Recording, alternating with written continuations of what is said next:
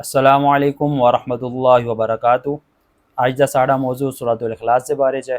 اسے سورۃ اخلاص دا ترجمہ کرساں اور سورۃ اخلاص دے جڑے فضائل ہون وہ ساڑے سامنے ذکر کرساں۔ شروع کرنے ہیں سورۃ الاخلاص دا ترجمہ۔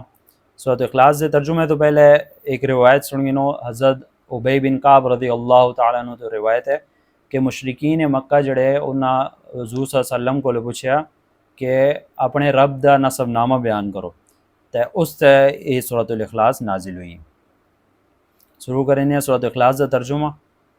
اعوذ باللہ من الشیطان الرجیم، بسم اللہ الرحمن الرحیم، قل هو اللہ احد۔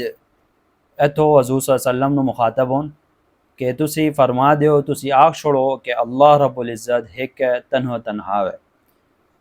اللہ الصمد، وہ بے نیاز ہے، یعنی سارے اس دے محتاج ہوں۔ لم یلد ولم یولد، نہ اس دی کوئی اولاد ہے اور نہ ہی کسی دی اولاد ہے۔ اتھو انہاں مشرکین دا جواب ہو گیا جڑے حضور صلی اللہ علیہ وسلم کو پوچھ دے کہ اپنے رب دا نسب بیان کرو۔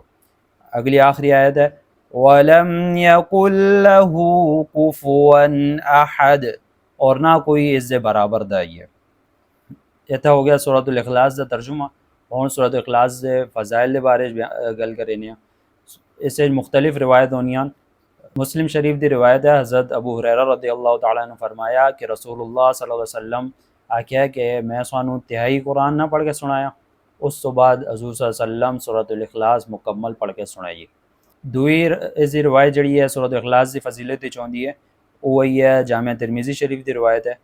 حضرت ابو ہریرہ رضی اللہ تعالیٰ عنہ تو روایت ہے کہ حضور صلی اللہ علیہ وسلم ایک شخص نو سورۃ اخلاص پڑھ دین سنیا، پھر حضور صلی اللہ علیہ وسلم فرمایا تو اس تے واجب ہو گئی۔ تو حضرت ابو ہریرہ رضی اللہ تعالیٰ عنہ نے ایسا پوچھا کہ کی شے واجب ہو گئی، تو حضور صلی اللہ علیہ وسلم فرمایا کہ اس تے جنت واجب ہو گئی ہے۔ دوسری اس دی فضائل چونی ہے کہ جڑا شخص سورۃ الاخلاص نو 3 واری پڑھے تو گویا اس پورے قرآن مجید نو پڑھیا، یعنی پورے قرآن مجید دے پڑھنے دے برابر اس نو ثواب ملتا ہے۔ امید کریں آج دا سبق سانوں سمجھ آیا ہو سی۔ دعاواں سانوں ہمیشہ یاد رکھو، انشاءاللہ ملتے ہیں کسی دوئے سبق وچ۔ فی امان اللہ۔